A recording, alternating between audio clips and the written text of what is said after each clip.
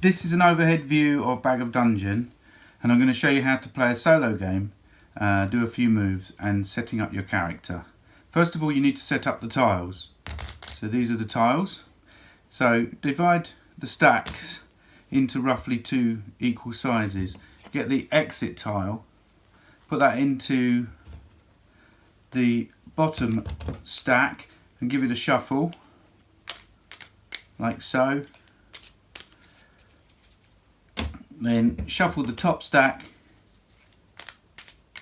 and put that on top of the bottom stack.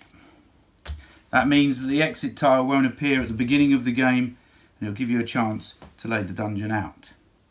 Okay, so I've chosen the fighter, Tamara, and I'm just going to play a few rounds with you. This will be a very difficult game because I've only played one character, but you can play multiple characters in a solo game, giving you more of a chance to survive. You only get 1 life. The setup for this is pretty much the same for the multiplayer game, but other people will be playing their own characters. So I've selected blue for this character, and I'm going to put a cube on her life, which is only on the 1. She only gets 1 life. She also gets 10 health points or hit points. She gets 5 action points.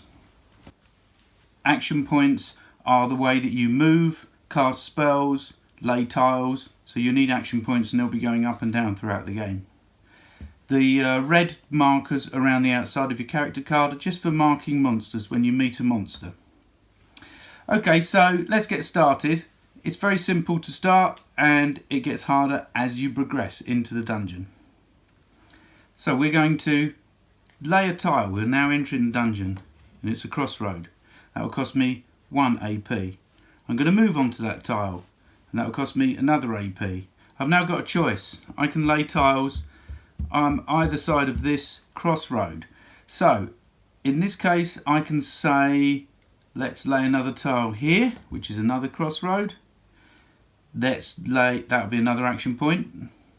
Let's lay another tile here, which is a straight tile, and let's use another action point, and then let's lay another tile here, and let's have the dungeon going off in this direction. It's randomly generated, so you don't know which way it's going to go, and that will be my last action point.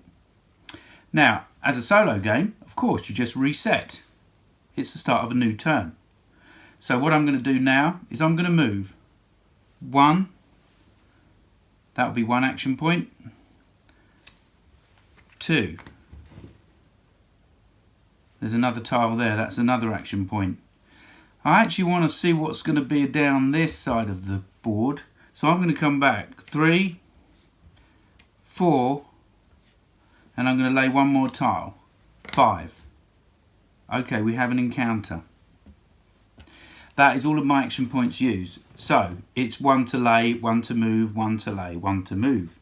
Nothing much has happened yet, but we've encountered an M tile. What happens when you encounter an M tile? If you want to come back later on and you know that you haven't cleared it, you'd put a red counter on there. But I'm going to reset my go, because I'm never going to go into a room with a monster when I've only got 1 action point left, in case I need to run away, because it might be a big one. Now I'm going to use 1 action point, and I'm going to move in. M5 is the tile. I'm going to grab the monster bag. You do not look in the monster bag.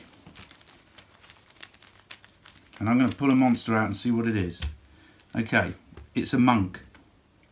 And this is how the combat works. Take your dice.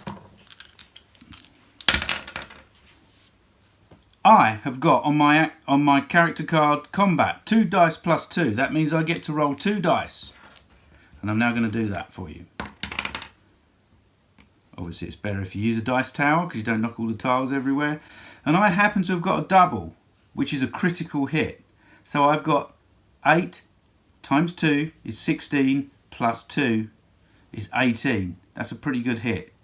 Now, the monk, it's got its hit points in the top right hand corner of the tile. It's 8. So I'm going to start marking it on here. And the monk gets 2 dice plus 4 to attack. Now the monk attacks me. This couldn't be worse for the monk. Okay, the monk does not get a critical. No monsters get criticals.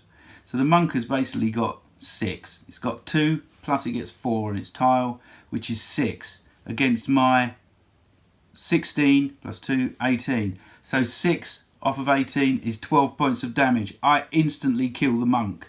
Wow, that's pretty easy. Okay, it's not always that easy, I can assure you. I then claim the monk or the monster tile as a trophy. That was a pretty easy round. What happens when you kill a monster? Well, you find an item. This is the exciting part. I'm going to look in the item bag, and because the monk was 8 health, if you look on your chart, if it's above 10 you get 2 items, but it's not. It's 8, so I get 1 item. And you do not look in the bag. You draw another one, and hopefully I'll get something that's useful. Yes, I've got a bomb. Bombs are really good. So range 0 to 4, I can blow myself up if I want. 2d6 damage to all in 2 tile radius. That's fantastic. So I'll put that in my backpack. So I'm already on my way to hopefully getting through this dungeon, but who knows what will turn up. Okay, so after combat your go is nullified and it finishes completely. You have to start again. That's the same in the multiplayer game. If you have a fight, your go is automatically over. It takes all of your energy. So we've got a nice little dungeon emerging here now. Let's see. Let's do a couple more moves. Should we move up here? Which way should I go? I need to find some tiles. So I'm going to move back up here and I'm going to go 1, 2, 3, 4. That's 1, 2, 3, 4. I've got 1 action point left, and I'm going to lay a tile there with my last action point, ending my go again.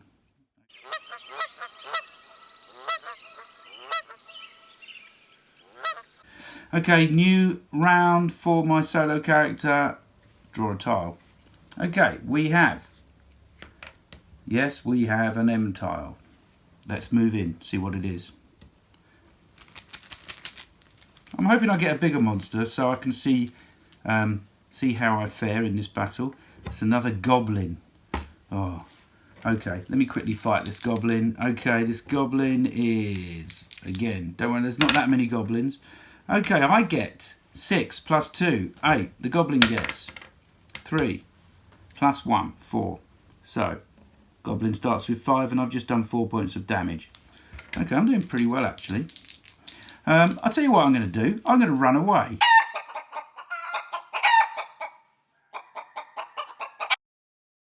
I know it's only a goblin, but I want to show you in this video how it works. I'm going to use an action point to run away. It will cause me 1 point of damage. Let's reset that. If I wanted to run past it, it would cost me 2 action points. 1, 2, to lay a tile and run onto it, causing me 2 points of damage for running past. The goblin stays where it is. In this case, we've run past. Let's continue our journey and leave that goblin there. I'm going to lay another tile. 1 action point.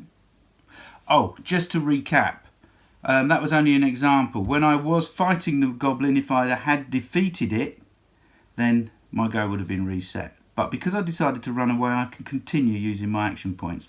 Let's move 1 more onto here. So Tamara is doing okay. Excellent. Look at this. We have an item tile. Reset my go. Move on to it. So you get really quick at it. 2. That's another action point.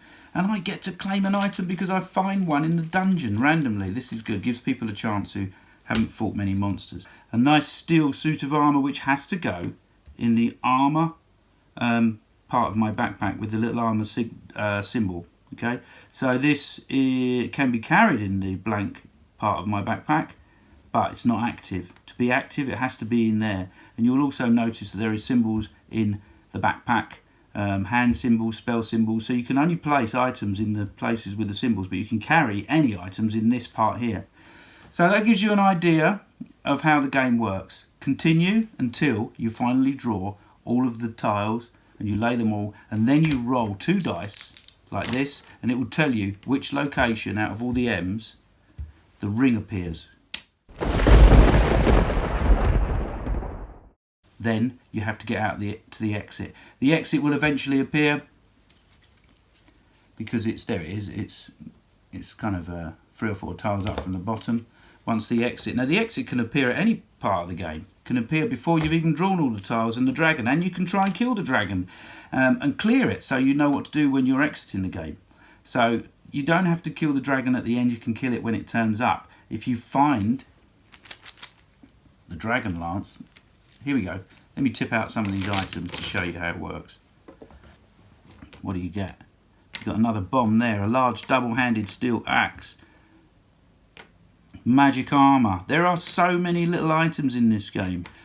Healing potions, strength potions, an ice staff, imp's teeth.